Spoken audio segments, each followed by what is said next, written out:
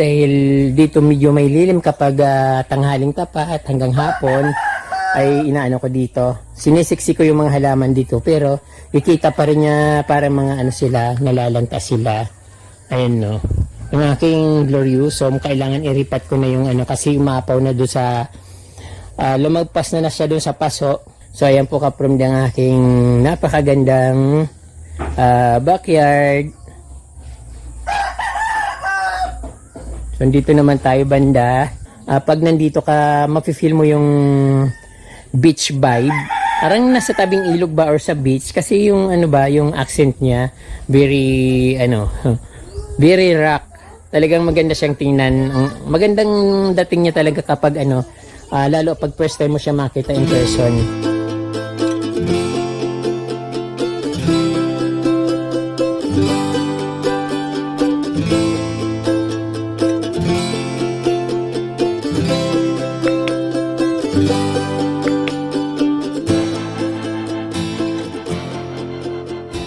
Hello po mga ka-From D, magandang araw po sa inyong lahat at welcome back sa Certified From D channel.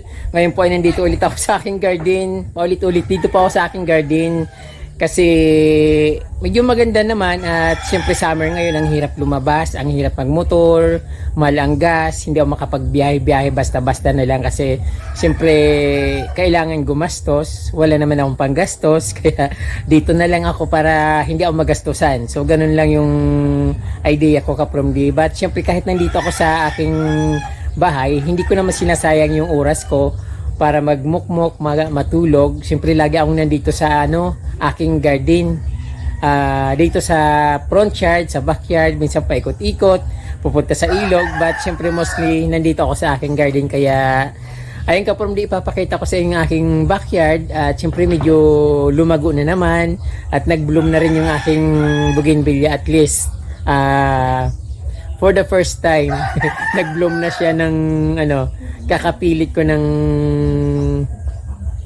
magbulaklak pero talagang nagbubulaklak mga halaman yung ka-From D, yung mga flowering plants at talagang nagbo-bloom sila pag ganitong panahon dahil summer talagang ano, blooming yung mga halaman ngayon, yung mga flowering plants talagang nagbo-bloom sila pero siyempre hindi naman nakaka-excite kasi hindi naman siya kasimbongga nung pinuntahan ko dating mga bougainvillea na napakaganda ng mga bulaklak, napakayabong ng mga bulaklak na para bang dahon na dito ano lang, parang pang bahay lang talaga. So ayan ka-From D, puntahan na natin ang aking garden.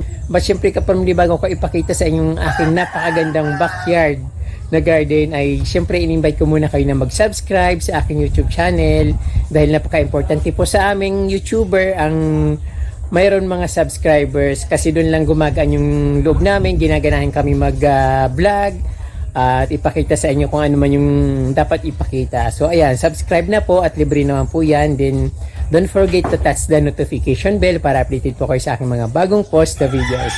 Ayan, tara, pasyala tayo. So ayan po mga ka-From D, simulan natin dito sa aking mini island. Pinakita ko na to sa inyo last week pero lalo siyang gumaganda at palago yung aking mga halaman. Kaya lang sobrang init yung ka-From D kaya medyo nasusunog sila ng konti pero maganda pa rin, hindi naman hadlang yung matinding araw, matinding sikat ng araw sa pagpapaganda ng garden. Kaya itong mga ka-From D, super talaga yung pagkaganda ng aking mga halaman dito. At syempre yung ano, update lang dun sa aking anong tawag dito, cookies and cream. So lumalaki na siya ka-From D. Medyo syempre naantala yung paglaki niya kasi maliit lang yung paso niya. Yun lang ang kaya ni Certified From D na paso na bilhin. So gusto kasi nito ka-From D yung medyo malaki yung ano, malaki yung paso. So lumalaki talaga siya kapag malaki yung paso. Then siyempre yung pinagputulan ko naman ito siya, malaki na pero parang ang lambot ng ano niya. Ay parang may mga nawala. Hindi ko lang alam. Siguro kakalagay ko ng mga ang tawag doon ng mga fertilizer na tutunaw yung iba pero siguro ay no, parang matutumba siya. So lalagyan ko siya ng ano, ng karagdagang lupa kasi parang ano siya, walang tibay. Then syempre yung kalatia ko kapromdi oh. Ang lago niya kapromdi. So ayan, ang ganda, daming talbos niya pero dati kulay pink ito, ngayon ganyan silver na siya. Then ito naman yung aking nako, ito hindi ko na ito hindi ko na alam kung saan ko ito ilalagay kasi nung una tinago ko tayo sa lilim itong Wave of Love na anthurium, tinago ko sa lilim para hindi mainitan, para hindi masunog. Di nung inalis ko naman doon sa lilim, nilagay ko doon sa may arawan, nasunog lahat yung dahon. So dapat talaga sinasanay sa init para ma-immune sa sikat ng araw. Then ayun, naka-recover siya, then nilagay ko dito. Kinain naman ng pato yung yung dahon. So ngayon, medyo nawala yung mga pato. Ayun, mayroon na siyang 2 dahon. Maganda na ito dati. Ayan. Ang aking mga plants dito sa gilid lang, mga kalatia, latchaduti. Niripat ko na ulit yung kasi parang hindi na maganda yung tubo niya, yung nagkakasunog-sunog din siguro. Hindi maganda yung niya, nakita ko yung ilalim niya, hindi siya maganda, parang nabubulok na, kaya yan. Niripat ko ulit. Then ito another yung aking cookies and cream. Pero sa totoo lang nababawasan yung mga sanga niya. Hindi ko alam, siguro hindi siya natutuluyan, pero lagi ko naman siyang dinidiligan. But ayan, gumanda na siya ulit, lumalaki na. Yan kapromdi. Yung ko, epicea, tinatago ko na kasi nasunog ng araw. Ayan no, at least kahit papano, dumadami na naman ulit yung epicea pink ko. Nilagay ko yun dati sa planggana, tapos nasobrahan sa tubig.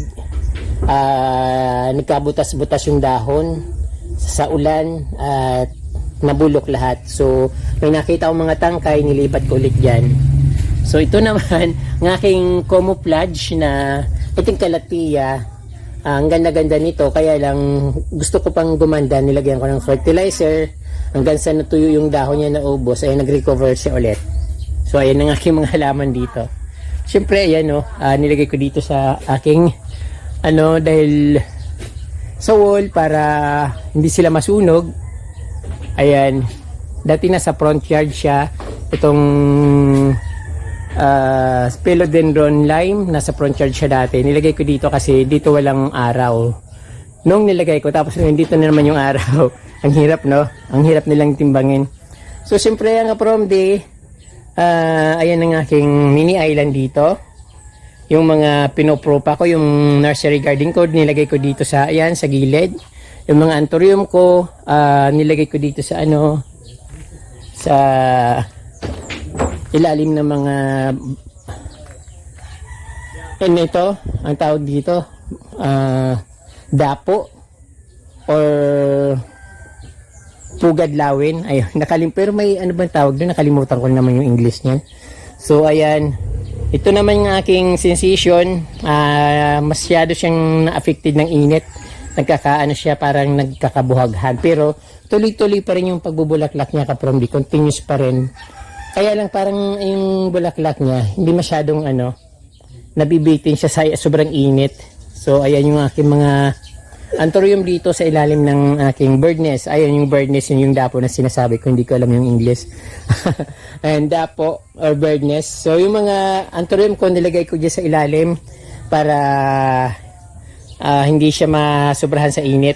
Ayan, nagkasunog-sunog na nga Ayan, tapos yung nagpupuro pa ulit ako ng mga mga fokin, malaki na ulit. So matagal na yan, nasa lang ng paso, nasa maliit lang ng paso. Kaya nililipat ko sa mas malaki para lumago ng kaunti. May paru-paro pa. Then yung yung powder puff, binunot ko. Kala ko hindi na siya mabuhay. So siyempre nasasayang ako kasi sobrang laki niya na mali lang yung tinaniman ko, parang masikip doon sa akin, nilagyan kaya binunot ko, pero hindi ko na inaasahan na hinayaan ko na lang siya, sabi ko bahala na kung tutubo pa siya, pero ayan, tumubo ulit kasi hindi siya masyado sensitive yung kapromdi. So anong aking mga anthurium, Tapos yung mga ano, dahil dito medyo may lilim kapag tanghaling tapat hanggang hapon, ay inaano ko dito. Sinisiksi ko yung mga halaman dito, pero ikita pa rin niya para mga ano sila, nalalanta sila. Ayan no. Yung aking gloriosum, kailangan iripat ko na yung ano, kasi umapaw na doon sa, lumagpas na siya doon sa paso. So kailangan kong medyo malaki ng paso. So ayan, mga croutons ko na niripat ko ulit. Parang nire-revive ko ba para just in case kung guys ako ng halaman ay meron ulit akong mga halaman na pangtanim. So ayun, yung mga croutons ko, tinatanggal ko yung mga dahon kasi hindi maganda. So ang ginagawa ko, nilalagyan ko ng fertilizer yung pinakapuno para mag-ano siya, magkaroon ulit ng mga branch para gumanda siya ulit. Ayan ang aking halaman dito sa paligid ng aking backyard. So dito naman nagtatambay si nanay kapag tanghaling tapat kasi dito walang init. So ayan po kaprom ng aking napakagandang backyard. So dito naman tayo banda. Kahit mainit kaprom dito talagang alagang-alaga ko yan. At syempre dito twice ko siya dinidiligan bawat araw para hindi siya matuyo. At maganda naman yung outcome, pero talagang sobra init ngayon. Ano naman yon, yung init naman yun, talagang taon-taon naman yun. Hindi naman ako nagrereklamo kasi talagang ano yun, ganitong buwan talagang tag-init dito sa Pilipinas. Pag tag-init talagang super init, pag tag-ulan naman sobrang dami ng ulan. Yung mga aking mga begonias, mayana ito na lang ano, 3 piraso na lang yatang mayana ko, 3 variety or 4, kaya yung tinatago ko na lang kasi masusunog siya, wala na nga akong pangtanim na mayana.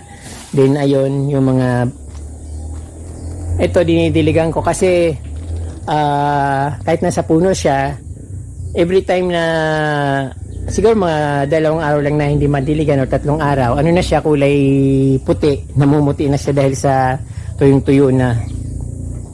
Yung mga dati kong ano, bromeliads ay begonias, inano ko siya kapromdi, ayan, niripat ko para gumanda ulit. Gusto ko kasi makarecover siya kasi gusto ko rin tong ano na ito. Sayang kasi, namiss ko yung ano namiss ko yung pink na ano, begonia.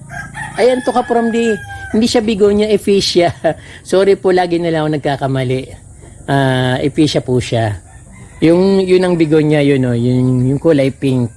Tapos yung red, yung ano, dark maroon sa ilalim or medyo red sa ilalim, tapos maroon green naman sa ibabaw. So ayun, mali yung pagkadahon niya. Dapat nasa ibabaw yung pula. So ayun yung aking mga ephesia kapromdi. Lumalago na naman ulit sila at gumaganda na. Siyempre ito naman yung yellow yung bulaklak, yung kulay pink pula yung bulaklak. Ito naman yung foxtail na binigay sa akin ni Ate Dores nung umuwi ako sa ano, galing ako ng Manila. Ayan, lumaki na. Hello po Ate Doris, lumaki na po yung foxtail na binigay niyo po sa akin. Thank you po. Ayan, nilagay ko sa lilim kasi ano nasusunog din siya sa sobrang init kahit siguro mga 6 hours yung init niya or mga 5 hours. Pero nakikita ko parang nalalanta siya. Pero pang init naman talaga ito. Kahit ilagay mo yun sa initan, okay lang siya. Kaya lang para bang ano, concern lang ako. Kailangan ilagay ko sa lilim para at least ma-press ko rin naman. Ang aking mga shamrock. Ayan, kinulik ko ulit yung mga aking mga shamrock dito sa paligid kasi nakikita ko hiwa-hiwalay na sila. Ayan, kaya ayan, medyo meron na naman ulit akong shamrock dito. Aking philodendron, bromeliads. So dito naman tayo sa gitna kapromdi, hindi nyo pa ito nakita. So ayun, syempre ito palagi yung ano, binibida ko sa inyo yung lugar na ito kasi very cozy talaga siya kapromdi. Maganda naman siyang tingnan. Maliit nga lang yung ano ko, garden dito sa likod ng bahay, pero ang ganda naman, no. pag nandito ka, mafe-feel mo yung beach vibe. Parang nasa tabing ilog ba or sa beach kasi yung ano ba, yung accent niya very very rock. Talagang maganda siyang tingnan. Magandang dating niya talaga kapag lalo pag first time mo siya makita in person. So ito kaprom yung aking bougainvillea. So proud na rin ako dito kahit papano, nag-flower siya. So dinala ko siya doon kay nanay sa garden ni nanay. Nung namulaklak na siya, kinuha ko ulit kasi pinapapabayaan lang din naman yung mga halaman na dinala ko doon, namatay. So yan nga, binabalik ko lahat dito. Pero may mga tanim naman ako doon na naka-direct soil. Dinidiligan ko siya. So yung mga nasa pot, kinuha ko kasi ayun, sabi ko para maalagaan ko dito. Pero mayroon pa rin naman akong tinira doon. Ito yung ibang klaseng bugis naman ito. Maganda rin naman itong bugis na ito. Hindi pa siya bloom ng todo. Marami pa siyang bubukan ng mga flowers.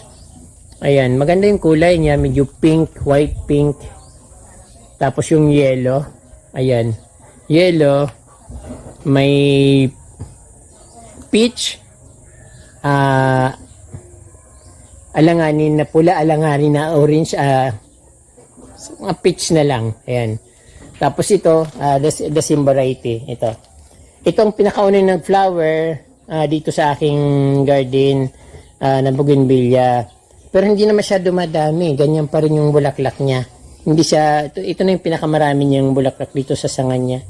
Siguro dahil sa paso, na maliit lang yung paso niya.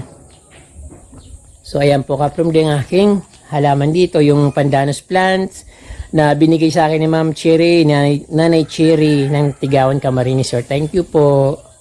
So ayan po.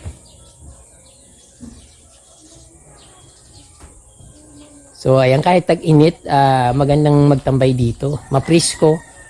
Pag bandang mga alas 12 naman, wala nang araw dito kasi nasa isa ilalim ng puno na ito. Mayroon akong mangga dito sa likod. Tapos nara na lumaki na. So ayan kaprom ito naman bala ko itong putulin para bumaba kasi hindi siya balance. Tapos ito, gusto ko rin itong putulin ulit na mas mababa ng konti kasi mas mataas siya dun sa iba. Gusto ko pantay-pantay sila doon. Kung mamatay man siya, so palitan ko na lang ulit, papalitan ko siya ng eugenia kasi mas madaling lumaki yung eugenia at mas madaling alagaan compare dito. Kasi ito, gusto nito talaga yung full sun.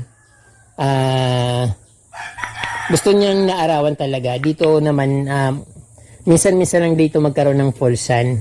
Tapos ito yung very sensitive naman ito. Hiningi ko lang ito dun sa nagtitinda ng halaman. Binigyan niya ako ng sanga. Tinanim ko dito. So ayun, gumanda na siya. Dati nawala yung lahat na dahon niya. Pinutol ko lang ulit yung mga sanga at nagkaroon ulit ng mga sanga. Pandakake variegated pandakake yung kapromdi. Ayan, ay mga halaman ko dito. Tea plant. Nilipat ko siya dyan. Yung mga ferns ko. So ayun, marami na akong mga halaman na niriripat dito. Unti-unti kong inaayos sila para gumanda kasi wala naman akong ginagawa. Pag nagkaroon akong malaking bahay, di marami na akong halaman. Hindi ko na kailangan bumili ng halaman kasi marami na akong reserve. So ayan. Napakaganda ng aking bird nest. Fresh na fresh. So dito naman sa ground kapromdi yung aking mga begonias. May mix na begonias, kalatia, ayan. Iba-iba yung begonias ko dito kapromdi. Tapos ito yung ang sabi nila, ito yung biglang tumubo dyan. Ang ganda niya parang peacock yung peacock ginger yata tawag niyan eh. Ayun hindi naman siya kalatia, may flower siya na kulay pink. Maganda yung bulaklak niya kapromdi. Ayan, dadalawang dahon pero ang laki Ayan, begonia, white begonia, silver begonia. Ayan. Ang aking mga begonias dito, mga collection na begonias. Ito naman, hindi ko na alam kung saan ko ito lalagay kasi kinakahig ng manok eh. Binigay din ito sa akin ni Ate Doris. Ayan, lumaki na siya. Ganito lang siya dati. Tapos yan, ang taba niya. Kaya lang yung isa yung kulay pink, hindi siya lumalaki. Ito kulay pula ito. Kulay iba na yung ano, kulay green na siya. Tapos ito talagang puti yan. Ayan, silver begonia. So, yung yung alaga ko na Mayana, ito na siya ka-promdi, yung nilagay ko sa paso, ang pinakita ko sa inyo dati doon sa front yard, nilagay ko dito kasi masyadong nainitan. So dito, slight lang, may lilim. Pero ayan, gumanda yung kulay niya. Kaya lang, ayun, inuud na naman siya. Ayun. Ay, nahulog yung ano. Nabalik yun. Papatayin kita. Ayun. Ayan, binabahayan. Pag nababasa yung dahon,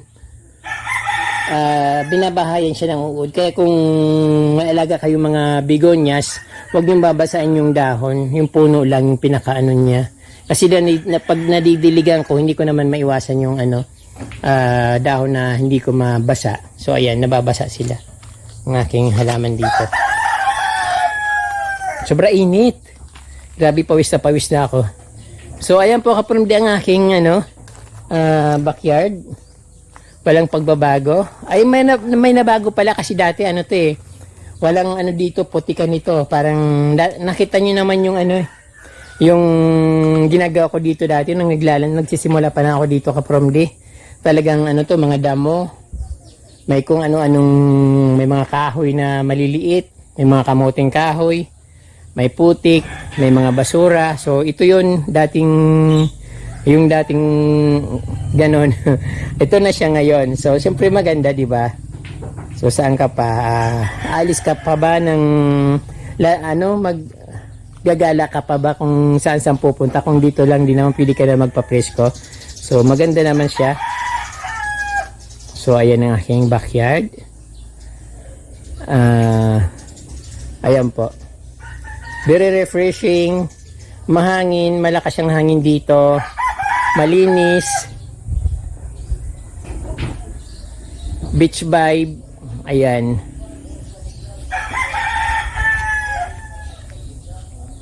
Ang aking mansion. Tiny house na mansion. So yung front yard ko kapromdi, binabago ko ulit kasi yung mga halaman hindi maganda. Nilalagay ko yung mga bromeliads doon sa may bandang front, pinaka front. Pero dito kapromdi, ayan, yung mga binili kong bromeliads na malilit, gusto kong ilipat dito kasi kinakain ng hindi ko alam kung anong kumakain dito, naubos hindi ko alam kung kinakain ng manok or yung mga kohol. Kasi kailan lang taba-taba na nito, kaya nga sabi ko kukunan ko muna siya ng video kukunan ko siya ng video kapag malago na. Kaya lang sabi ko baka maubos. Hindi pa naman siya lumalago na masyado. Parang ganito pa lang dito sa pinaka front, ayan. Hindi pa lumalago dito. Kinain na ng ayan, kalbo-kalbo na, wala na naman yung mga dahon. Maganda na yan eh. Ang inisip ko, ipalit ko yung mga bromeliads na binili ko sa yung tagbe 20 pesos. Gusto kong ilipat dito para ayun, may iba naman. Pero kasi ito maganda ito kapag lalo pag tumagal na, kasi nagiging kulay niyon siya, very maliwalas yung dating niya. So ayan ang aking dito, garden. So ayun, maganda na ulit aking African talisay. Pero wala pa siyang parang hindi na yata siya magsasanga ulit Wala akong nakikitang parang madagdagan yung sanga niya pataas. Pero okay lang naman na ganyang kababa, pero mas maganda kung malago. So ayan po. Yung monkey tail, ayan nasusunog din siya ng araw. Maganda na, marami na yung mga flowers niya. Ayan po. Gusto kong prupa kasi parang naisip ko maganda yung ganito kapag malago. Tapos pag tinanggal mo yung dahon, makikita mo lahat yung niya, yung bulaklak niya na parang tail ng monkey or fox tail. Ewan ko kung monkey tail ba or foxtail kasi ang dami-daming foxtail, no? Ang daming monkey tail, yun. So, syempre, yung aking mga pokyin, alagang-alaga ko yan. Lagi ko na lang tinitrim yan. So, ang gandang tingnan. So, ayan po. Ito naman, parang nag-worry ako dito. Kasi, nagkukulay brown yung dahon niya. Naisip ko kung anong nangyari diyan kaya dinidiligan ko ng dinidiligan pero sobrang init kasi. Naisip ko na baka talagang hindi niya kaya yung init. Pero dinidiligan ko pa rin siya para makarecover siya. Kasi sayang, ang ganda-ganda niya na. Tapos magkukulay brown. So, sana makarecover siya. Medyo nag-green na nga yung dahon niya kasi talagang hindi ko siya tinitigilan. Tapos kaprom di yung ko dito, yung golden legumes. Ang dami niya ang dami niyang bunga. Yung iba na hinog na. Na nga ako pero hindi pa siya tumubo yung isang seed. Tumubo na pero ang dami-daming seeds. Ayun, ang daming bunga. Pwedeng pananim. Maganda siyang halaman kasi very cozy yung tingnan. Maganda siya sa medyo may mataas na lugar. Tapos basta something na napakaganda niya para sa akin. So ayan po yung aking mga halaman dito. So atras para makita yung view. Pasensya na po, medyo mahaba na yung video ko kasi ayan, pinapakita ko lang, kwento-kwento lang para mayroon tayong update sa mga plants, kung anong ginagawa. So ayan. Pero yung ko dito, malaki itong backyard ko kaprom di compared dun sa front yard. Ayan, malaki siya.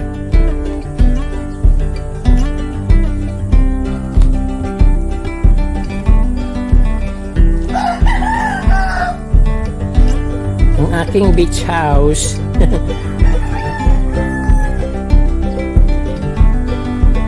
Ayan po mga ka-Farm D, maraming salamat po sa inyong panonood. Huwag niyong kalimutan po mag-subscribe at pindutin po yung notification bell para updated po kayo sa aking mga bagong post na videos. Maraming pong salamat. Muchas gracias. And Diyos mabalos po.